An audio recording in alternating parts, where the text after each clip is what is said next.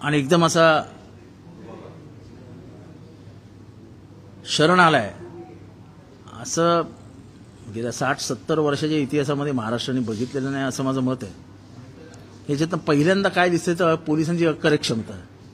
मी येतोय थांबा, आणि तो आला, स्टाईलमध्ये आला, गाडीतनं उतरला आणि त्याच्यातनं एक निर्देशित होतं की तुम्ही काय पकडणार मला, मीच येतोय तुमच्याकडे. हा चुकीचा ट्रेंड आहे. हे पोलीस ह्याच्यापुढे दबावाखाली असतील आणि सर्वसामान्यांना सुद्धा याचा धक्का बसेल. त्याला शरण गेलं यार. म्हणजे पोलीस एवढा, आणि त्याच्यातले 2 जण जे त्यांच्याबरोबर होते त्यांनी सांगितलं 2 दिवस तर पुण्यातच होते. म्हणजे मी जे ट्विट केलं, जे मला माहिती मिळाली त्याच्यातली 1% चुकीची नव्हती. मला हे सगळं सांगितलेलं त्यांनी की ते पुण्याचं आहेत, आम्ही पुण्यातच स्वाधीन शरण येणार आहे. मी त्याला फक्त थोडं फिरवलं. पण हे सगळं धक्कादायक आहे. हे सगळं धक्कादायक आहे की ज्याला पकडण्यासाठी पोलिसांनी प्रतिष्ठापणाला लावायला पाहिजे होती. Nobody is bigger than the law. कायद्यापेक्षा कोणीही मोठा नाही. आणि सर्वोच्च न्यायालयाच्या निकालाप्रमाणे, म्हणजे मी त्याचं सायटेशन आणलंय, आत्ता माझ्याकडे नाही आहे. जेव्हा एखाद्या अधिकाऱ्यासमोर एखादा तक्रारदार हा कॉग्निजेबल ऑफेन्स घेऊन जातो तेव्हा तो सांगतो त्याप्रमाणे तुम्हाला तक्रार घ्यावी लागते. पोलीस स्वतःच्या मनाने तक्रार नाही घेऊ शकत. तिथे तक्रारदार कोण आहे मला माहित नाही. पण अख्ख्या देशमुख कुटुंबियांनी आज याचिका देखील केली आहे आणि त्यांचं पहिल्या दिवसापासून म्हणणं होतं की वाल्मिकी कराड या खुनात आहे. मग त्याचं नाव का नाही FIR मध्ये? FIR पोलीस नाही लिहू शकत. First information report is given by the nearest relative किंवा बरोबर कोण असेल ते करतात ना. तर माझ्या अंदाने त्यांचा भाऊ जो धनंजय आहे किंवा काय त्यांनी केलेली आहे आणि ते धनंजय तर कोर्टात पण गेलाय. एकंदरीतच हे सगळं संशयास्पद आणि धक्कादायक आहे. आणि स्वतः वाल्मिकी कराड सांगतो की मी काय खुनातला आरोपी नाही आहे. माझ्यावरती एक खोटा खंडणीचा गुन्हा दाखल झालाय आणि मला अटकपूर्व जामीन मिळाला असता. ही कुठली भाषा आहे एखाद्या गुन्हेगाराची?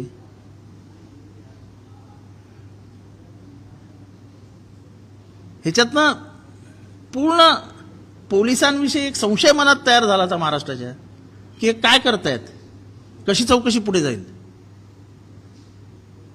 चला आता पोलिसांच्या आणि जनतेच्या ह्याच्यामुळे तो शरण आला. धनंजय मुंडेंचं काय? पोलिसांनी पोलिसांचं काम केलं, त्यांनी ताब्यात घेतला, चौकशी सुरू केली आहे. आता सरकारने सरकारचं काम करावं. त्यांनी आणावं ते जो टेप त्यांनी जो बाईट दिलेला आहे की तो माझा खास माणूस आहे. खास माणसाची चौकशी, एका मंत्र्याच्या खास माणसाची चौकशी मंत्रिमंडळात तो मंत्री असताना होऊ शकते का? हा साधा प्रश्न आहे. आणि त्यामुळे हे सगळं इतकं अस्वस्थ करणार आहे की इतकी निर्घुण हत्या होते आणि तरी मूळ गुन्हेगार, मूळ ज्याच्यावर आरोप आहे. आणि मी साधी गोष्ट सकाळपासून आणि पूर्वीपासून सांगतोय की तुम्ही ह्या चौकशीमध्ये बापू आंधळे मर्डर प्रकरण आहे त्याची चौकशी पोलिसांनी आता CIDने करावी. तुम्हाला पाहिजेत ना, माहिती पाहिजे ना तुम्हाला. मग CIDने बापू आंधळे प्रकरण ताब्यात घ्यावं आणि बापू आंधळे प्रकरणात गोळी मारणारा कोण होता आणि त्याला गोळी मारायला सांगितली कोणी आणि ही नावं द्यायला कोणी सांगितली बबन गीतेचं हे त्या विचारावं. म्हणजे तुम्हाला लिंकच लागेल काय आहे. तिथे जो इन्स्पेक्टर होता महाजन, तो आता केजला इन्स्पेक्टर आहे. त्या महाजन यांनी जेव्हा नावं लिहिली बापू आंधळे खून प्रकरणात तेव्हा वाल्मिकी कराड यांचा दररोज उठणारा बसणाऱ्यातला चहाचा माणूस, त्यांचं नाव त्यांनी तिथे वाल्मिकांना लिहून ठेवलं. कराड नाही. फर्स्ट इन्फॉर्मेशन रिपोर्टमध्ये नावं देण्याची प्रयत्न करत होते कुटुंबीय, नावं घेतली नाहीत. बापू अंधळे सांगतोय.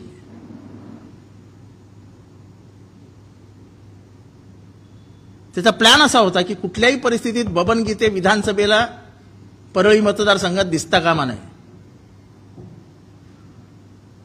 आज सुद्धा फरार आहे तो. त्याला काही एवढं प्रोटेक्शन नाही की तो पण सीआयडी मध्ये असा गाडी चालवत येईल, उतरेल आणि स्वाधीन होईल स्वतः. एवढं तर त्याची ताकद नाही आता. पण म्हणजे हे एकंदरीतच प्रकरण हे किती राजकीय प्रभावाखाली आहे हे बघितल्यानंतर ह्याच्यातनं महाराष्ट्राच्या मनात शंका तर येईलच, पण एक धडकी बसेल की राज्यव्यवस्था कुठे चालली आहे.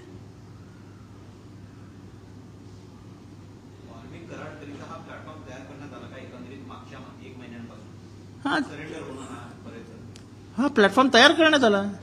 माझ्या अंदाने 4-5 लोक कामाला करायला लागले असतील त्याला कन्व्हिन्स करायला, त्याची समजूत घालायला की बाबा हजर हो रे राजा.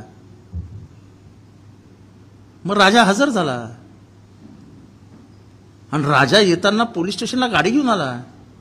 अरे कमीत कमी पोलिसांना एवढं तर पाहिजे होते त्याची गाडी बाहेर अडवायची, त्याला चालत घेऊन यायचं किंवा रिक्षात बसवून घेऊन यायचं. तो डायरेक्ट पोलिसांच्या दारात उतरतो गाडीतनं. त्याच्याबरोबर जी माणसं आहेत त्यांची तरी चौकशी करा की तुम्ही होते कुठे एवढे दिवस.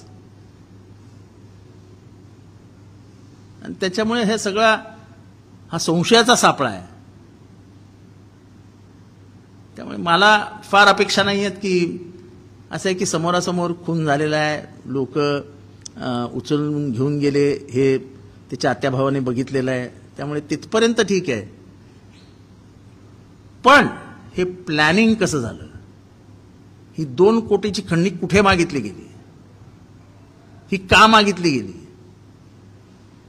त्या दिवशी काय झालं, अशोक सोनवणेला कोणी मारलं कानाखाली पहिल्यांदा, अशोक सोनवणेची जात काय होती, अशोक सोनवणेची केस का नाही रजिस्टर झाली, हे सगळं आलं ना लाईनीत. ती रजिस्टर होऊ नये म्हणून कोणी फोन केला, महाजनला कोणाकोणाचे फोन गेले केस घेऊ नका म्हणून.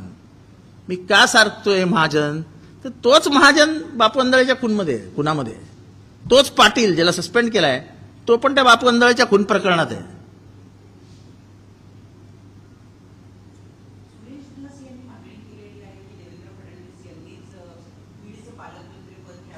नाही असं आहे की ते तर त्यांच्या पक्षाचा आणि सरकारचा प्रश्न आहे.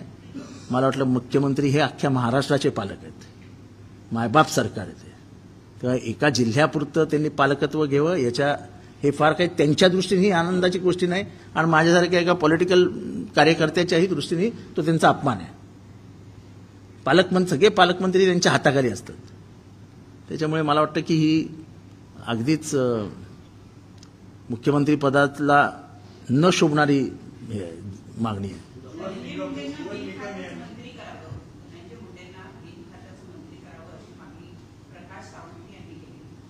नाही असं आहे की त्यांना मंत्रीच का करावं, एवढे का घाबरतात प्रकाश साळुंखे, त्यांना मंत्री का ठेवावं. अहो तो कॅबिनेटमध्ये असणार ना ते. उद्या मंत्र्यांनी बंगल्यावर बोलवलं कलेक्टरला तर कलेक्टरला जावं लागतं प्रोटोकॉल प्रमाणे. उद्या जर ह्या खून प्रकरणात मला एक प्रकरण आठवतं, मी सांगू शकत नाही ते प्रकरण, पण एक चौकशी महाराष्ट्रात अशी होती की संबंधित ऑफिसरनी होम मिनिस्टरला ब्रीफिंग करणं सांगितलं. मी नाही करणार तुम्हाला ब्रीफिंग.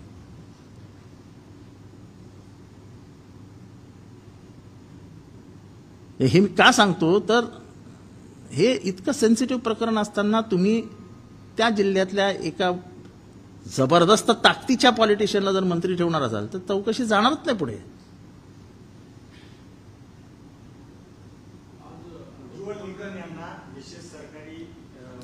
मी तुम्ही कोणालाही सरकारी वकील नेमा, पण त्याच्यासाठी तुम्हाला देशमुख कुटुंबियांची मान्यता घ्यावी लागेल. का खून त्यांच्या घरात झालाय, त्यांचा माणूस गेलाय. तेव्हा सरकारी वकील किंवा जो काय वकील आहे शेवटी तेच ठरवणार देशमुख कुटुंबीय कसं लढायचं आहे. आपण बाहेर त्यांना समर्थन देऊ शकतो, पण त्यांना जाऊन आपण काही सांगू शकत नाही.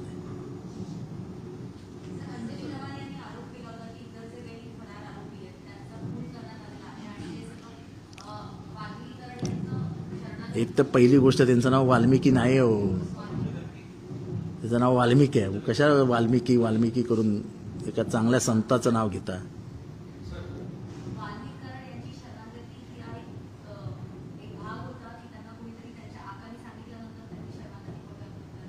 मी सांगितलं ना, तुम्ही ऐकलं, अरे राजा शरण हो रे, राजा राजा ये रे,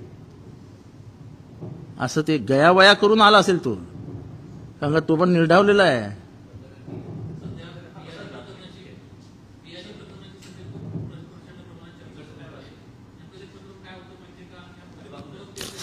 कसली माझा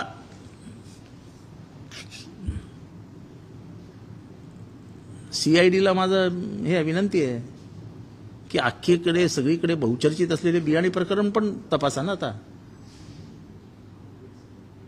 सगळ्यांना माहिती आहे काय झालं बियाणे प्रकरणात, कोणी धमकावलं, काय झालं, सगळ्यांना सगळं माहिती आहे. महाराष्ट्रातले अनेक म्हणजे तुमच्यासारखे पत्रकार आहेत ज्यांनी आपली वाचाशक्ती मर्यादित ठेवल्यामुळे हे असे निर्ढावलेले गुन्हेगार तयार झालेले आहेत. तुम्हालाही माहिती आहे बियाणीचं काय झालंय. माझी अपेक्षा आहे की तुम्ही जे सगळे फ्लॅश करत असता ते एखादा फ्लॅश असा येऊ द्या की फ्लॅश व्हिडिओ फिरतायत, सगळं माहिती आहे सगळ्यांना. सिव्हिल हॉस्पिटलला कोणाचा फोन गेला, भगीरथ बियाणींना शेवटचा फोन कोणाचा गेला, सगळ्यांना माहिती आहे. ते माझ्याच तोंडात कशाला ऐकता. भगीरथ बियाणी काय मला माहित नव्हता.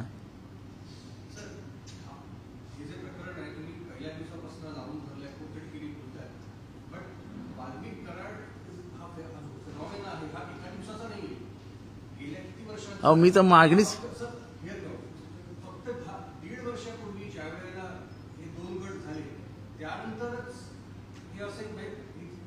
कसं आहे,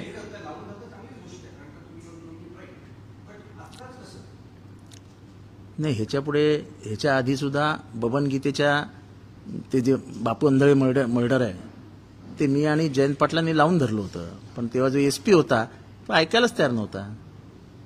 आणि सत्तेमध्ये नसलं की काय असते आम्ही बघितलंय. कोण होतं, कोण?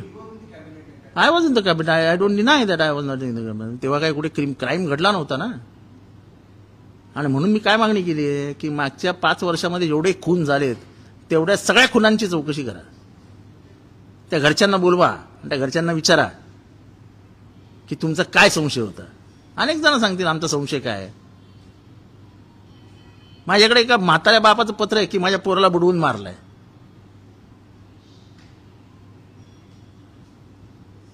आम्ही ज्युडिशियल इन्क्वायरी का मागतोय. ज्युडिशियल इन्क्वायरीमध्ये तुम्ही जाऊन जस्टिसला भेटू शकता, सांगू शकता की माझी अशी तक्रार आहे, आणि he will ज्युडिशियसली check into it. It is about getting a hardcore criminal into the clutches. It is not about की तुम्ही का नाही केलं आणि मी का करतोय. अशातला काही भाग नाही. काय मी का किती वाजता केलं इज नॉट इम्पॉर्टंट, मी करतोय इज इम्पॉर्टंट. आणि हे तुमच्याकडनं अपेक्षा असताना तुम्ही काहीच करत नाही. त्याचं काय करायचं त्याचं पण एकदा उत्तर द्या.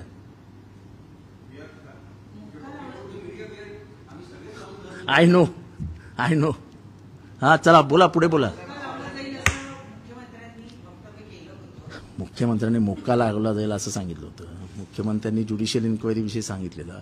आज ते ज्या पद्धतीने बोललेत, अपेक्षा आहे की ते त्याच कडक पद्धतीने आता ऍक्शन घेतील. And looking at the body language of the chief minister in the past few days, I think he is a change chief minister. So I expect more out of him.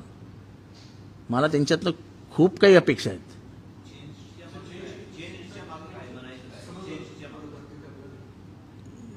Change म्हणजे तुम्ही त्यांच्या भाषणाची style 2014 मध्ये बघितली होती. ते असे पुढे झुकून बोलायचे. यावेळेस भाषणाची स्टाईल बघितली तुम्ही, ते एकदाही पुढे आले नाहीत. शांतपणाने असे एका पोझिशनमध्ये उभे राहून भाषण करत होते. ही चेंज्ड बॉडी लँग्वेज, ही त्यांची बदललेली, आणि त्याच्यातनं ते कुठल्याही गुन्हेगाराला माफ करतील असं मला वाटत नाही. मी हाऊसमध्ये बोललो की सकारात्मक बदल आहे. हे बघा, जे चांगलं आहे ते चांगलं आहे, ऍक्सेप्ट करायलाच पाहिजे. नाही, आता न्याय होईल की नाही हे मी न्यायाधीश नाही आहे, पण आम्हाला अपेक्षा आहे की ते न्याय करतील. कारण आत्ता सुद्धा ते जाताना बोलून गेले, एकालाही सोडणार नाही. फक्त मला माझी मागणी त्याच्या आता पुढे आहे की स्वर्गीय संतोषाण्णा देशमुख ह्याबरोबरच स्वर्गीय परभणीचे आमचे सोमनाथ सूर्यवंशी यांना देखील न्याय मिळेल अशी आता या सरकारकडनं अपेक्षा करूया. की इथेही कुठे भेदभाव होता कामा नाही. That is a institutional murder. This is a murder, criminal murder, but that is a institutional murder.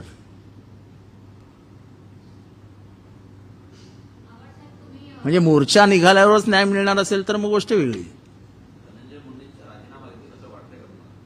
नाही, आमची मागणी आहे ना की पोलिसांनी समजा पोलिसांचं काम केलं, कराड ताब्यात आला, पण आका अजून बाहेरच आहेत. आणि जसं मी सांगितलं की महाराष्ट्राचा इतिहास आहे की जेव्हा जेव्हा आरोप होत आहेत आणि संबंधित गुन्हा पुढे सरकतोय तेव्हा संबंधित मंत्र्यावर ज्याच्यावर आरोप झालाय तो खुर्चीतनं बाजूला उठून बसतो. इतिहास तपासा. आणि खास करून कधी रेफर करता आली तर लेंटिन, जस्टिस लेंटिनची केस तपासा. ती ग्लुकोजमध्ये त्या सलाईनमधनं जी ग्लुकोज द्यायचा त्याचा भ्रष्टाचाराचं प्रकरण आहे. जुनं आहे पण ते तपासून बघा.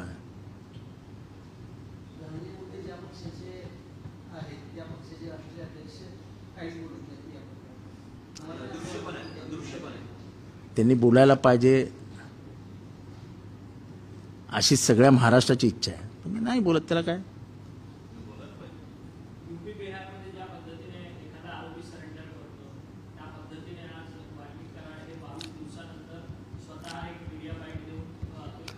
असं आहे की अख्ख्या बीडला माहिती होतं, पुण्यातल्या त्यांच्या समर्थकांना माहिती होतं की राजे येणार आहेत आज. त्याप्रमाणे राजे आले. राजे येताना माणसं घेऊन आले. म्हणजे हे तर किती गंभीर आहे की राजे येताना माणसं घेऊन आले, फौजच घेऊन आले. पोलिसांना चॅलेंज आहे की तुम्ही काही नाही करू शकत, मी येतोय तुमच्याकडे. आणि दिस will turn in to political turmoil. उद्ध्वस्त करून जाईल राज्यव्यवस्था हे असं जर व्हायला लागलं तर.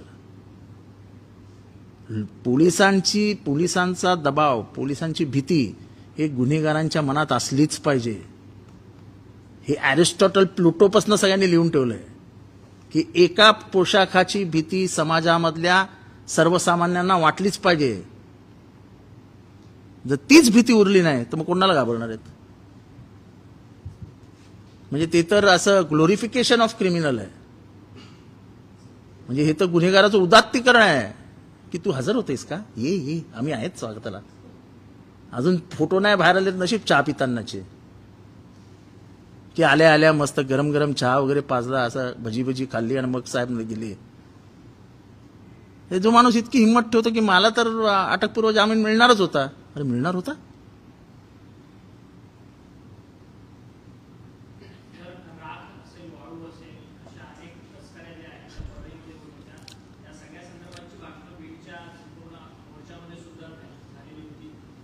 अख्ख्या बीडला माहिती आहे की राग कोण उचलतं. अख्ख्या बीडला माहिती आहे की रेती कोण उचलतं. अख्ख्या बीडला माहिती आहे की डीपीटीसी मधनं पैसे कसे जातात. आणि फायनान्स मिनिस्टर अजित पवार साहेबांनी जिल्ह्याला करोडो रुपयाचा निधी दिला, 2 हजार कोटी रुपयाचा. तो जातो डीपीटीसीच्या मार्गातनं, कलेक्टरच्या माध्यमातून. तर त्याचा रूट काय आहे आणि त्याच्यावर किती टक्केवारी आहे हे सगळं धक्कादायकच आहे ना. कारण का उघडपणाने बोललं जातं की डीपीटीसीचं कॉन्ट्रॅक्टच कराडांकडे होतं. कोणाला द्यायचा, कोणाला द्यायचा नाही, किती घ्यायचे, काय घ्यायचे. मग पालकमंत्री काय करत होते.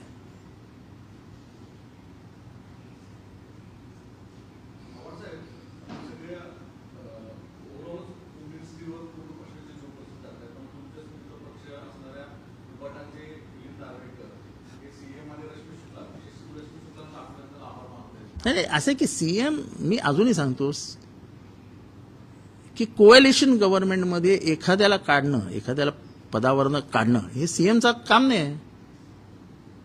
जसं मंत्री बनवताना ही हॅड टू कन्सल्ट की बाबा एकनाथ शिंदे साहेब तुमचे कोण बनवायचे, अजित पवार तुमचे कोण कोण कोण बनवायचे, मग अजितदादांनी नावं दिली, मग एकनाथ शिंदेनी नावं दिली. बरे डिपार्टमेंट देताना त्यांनी वरती बसून ठरवले असतील. There are limitations. कोएलिशनमध्ये तुम्हाला लिमिटेशननुसार काम करावं लागतं. तसं इथले आजच्या मंत्र्याला तुम्हाला सांगता येणार नाही की तू राजीनामा दे. It is for Ajit Pawar to take a call. Ajit पवारांनी अंतिम निर्णय घेतला पाहिजे. बाबा समाजामध्ये जर इतकी घृणा, इतका द्वेष, इतकी कटुता पसरत असेल तर कुठे थांबायचं. कदाचित सीएमनी त्यांना सांगितलंही असेल. आता हे सगळ्या आतमधल्या गोष्टी काय आपल्याला माहित नाही, पण जे आपलं मत आहे, नार्वेकर हा इंडिव्हिज्युअल माणूस आहे, त्यामुळे त्याची काय भूमिका असू शकते ह्याच्याबद्दल तुम्ही मला का विचारता. तो मोठ्या मनाचा माणूस आहे. त्यामुळे मोठ्या मनाची माणसं अशी मोठी असतात, ते लिबरल असतात एकदम, त्यामुळे ते व्यक्त होतात. आम्ही तेवढे मोठे नाही, त्यामुळे आम्ही आपल्या मर्यादा सांभाळून बोलतोय.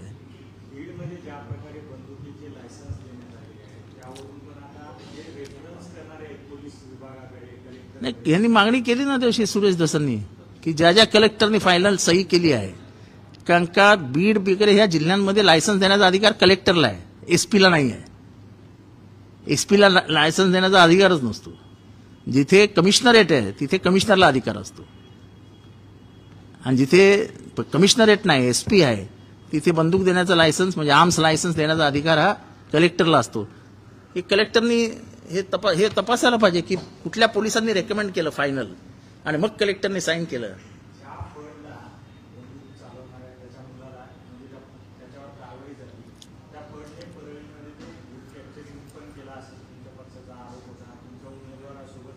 अहो साधारण अर्धे बूथ, मतदानातले अर्धे बूथ हे कॅप्चर झाले. म्हणजे हा सगळा प्रकारच धक्कादायक आहे. ईव्हीएम मशीन ना, ईव्हीएम मशीनमध्ये बूथ कॅप्चर होते, मला तर धक्कादायक वाटतंय. तिथे सरकारी यंत्रणा असते ना, आणि लोकांकडे ह्याचे पुरावे आहेत सगळे बूथ कॅप्चरिंगचे. कोणाला मारलं, कोणाला धमकी दिली, बूथमध्ये जायचं नाही, त्या उमेदवाराला कसं घाबरवलं, हे सगळे पुरावे आहेत. इलेक्शन कमिशनने तपासावेत पुरावे. एवढा गंभीर आरोप होतोय की 50% ऑफ द बूथ वर कॅप्चर्ड. ही काय निवडणूक झाली फेअर, नॉर्मल? ह्याच्यात फेअरनेस दिसतोय कुठे?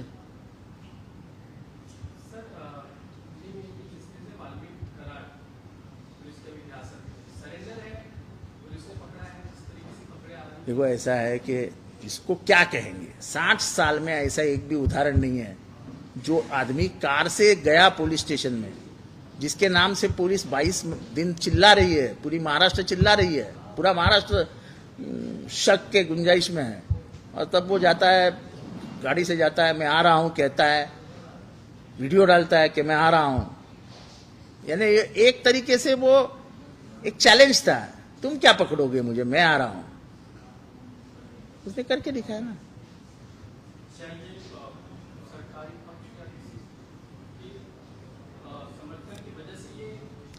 वो ये ऐसा है कि मैं आज भी कहता हूं कि पुलिस, कोई भी हो सरकारी यंत्रणा, जब सरकार है तो सरकार के इशारे पे ही काम होता है. और इसलिए हम कह रहे हैं कि धनंजय मुंडे को मंत्रिमंडल में रखना यानी इस गुनाह, ये जो गुनाह हुआ है, ये जो क्राइम हुआ है, उसके ऊपर चद्दर डालने जैसा है.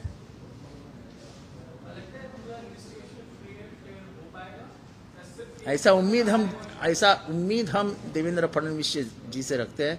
जिस तरीके से आज अभी एक आधे घंटे पहले उन्होंने कहा मैं किसी को भी नहीं छोड़ूंगा, क्योंकि मैंने उनको याद दिलाया था कि ये बात ध्यान में रखना कि वो आदमी भले ही बीजेपी का कार्यकर्ता था, उससे मुझे कुछ लेना देना नहीं है. मैं कभी भी पार्टी पॉलिटिक्स ऐसी चीज़ों में नहीं लाता हूँ. पर ये हमको सबको ध्यान में रखना चाहिए कि उसके 2 बच्चे अनाथ हो गए. गरीब है वो, उसकी बीबी का सिंदूर गायब हो गया। मैं महाराष्ट्र के और सभी लोगों से आपको भी पूछना चाहता हूं कि आपके बहन से अगर ऐसा बर्ताव होता तो आपके दिल में क्या होता? ये महाराष्ट्र के जनता के सामने सवाल रखना है कि आपके बहन के साथ इतना बड़ा हादसा आपके बहन के साथ होता तो क्या आपको गुस्सा नहीं आता? तो हमको कोई बहन है कि नहीं है? हमको कोई बच्चा है कि नहीं है? उन अनाथ बच्चों के आंख में आंस देख के, वो उसके वीडियोस आते हैं, वो बच्ची के, वो इधर उधर जा रही है, घूम रही है, बातें बता रही है, उसके आंख में आने वाले आंसू के हमें दर्द नहीं देते हैं? हमसे इंसानियत इतनी मर गई है हमारे में से कि हम पार्टी पॉलिटिक्स और पॉलिटिक्स के लिए वो बच्चे के आंख के आंसू भी हम देख नहीं सकते।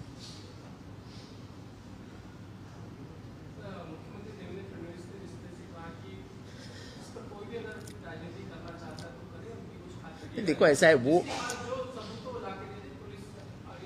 मैंने बोला ना कि भाई तुम सीआईडी को बापू अंदरे की केस दे दो, देखो क्या आता उससे बाहर। गोली किसने मारी, वो आदमी किसके साथ आया, जिसको तुम आरोपी बनाए हो 302 में, वो किधर था, सब सच सामने निकल आएगा, सब सच सामने निकल आएगा।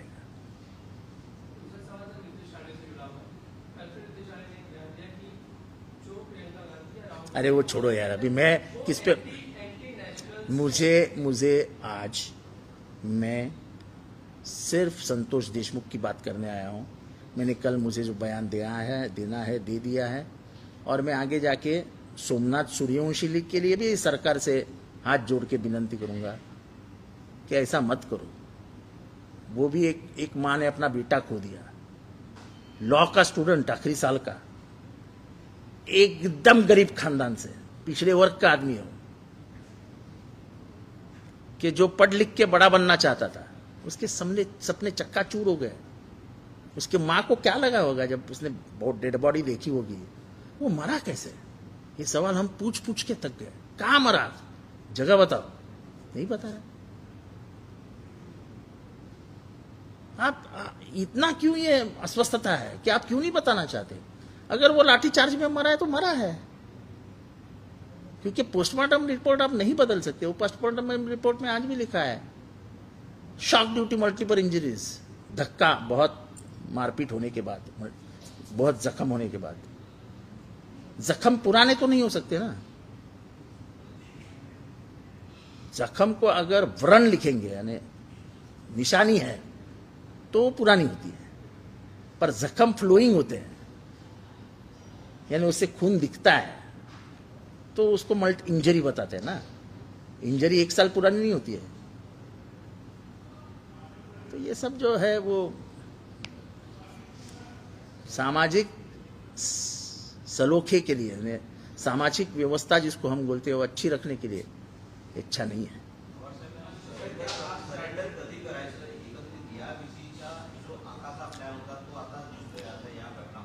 असं की सरेंडर हा शब्दच चुकीचा आहे। महाराष्ट्राच्या पोलिसांची लाज गेली की महाराष्ट्राचे पोलीस मला पकडू नाही शकत, मी गेलो।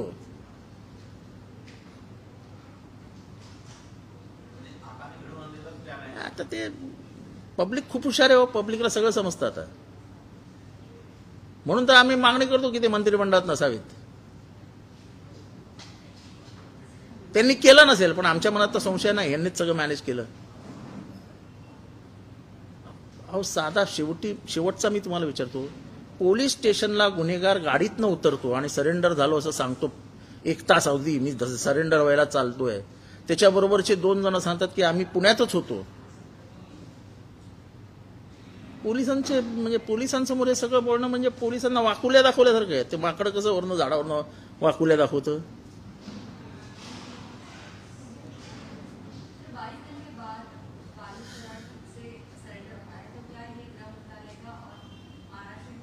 महाराष्ट्र के पुलिस, ऐसा है कि महाराष्ट्र की पुलिस और सरकार ऐसे चीजों से बेइज्जत हो जाती है। कोई भी क्रिमिनल सरेंडर नहीं हो सकता है, पुलिस इतनी कमजोर नहीं है। मैं आज भी जानता हूं कि क्रॉफर्ड मार्केट का जो क्राइम ऑफिस है, जो पुराने ऑफिसर्स वहां बैठते थे, उधर एक चीज लिखी गई थी कि यहां पत्थर भी बोलता है। इसका मतलब आप समझ लो क्या बोलना है।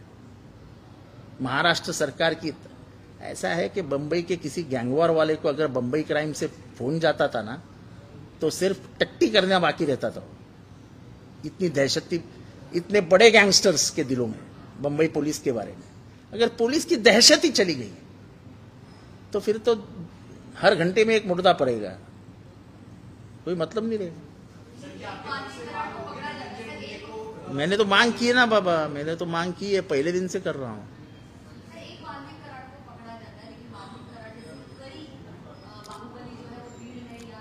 तो वही है ना, मैं इसलिए तो बोल रहा हूं जुडिशियल इंक्वायरी क्यों मांग रहे हैं हम, कि इसके एक खून का संबंध नहीं है, कहीं और ऐसे हादसे है, कहीं और ऐसे व्यापार है जिसमें से करोड़ों रुपए की धन संपत्ति जमा की गई है।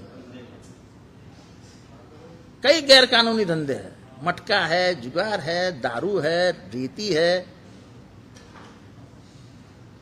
ये सब का नाम एक ही आदमी से क्यों जोड़ा जाता है? ऐसा क्या है उस आदमी ने, कैसी हत्या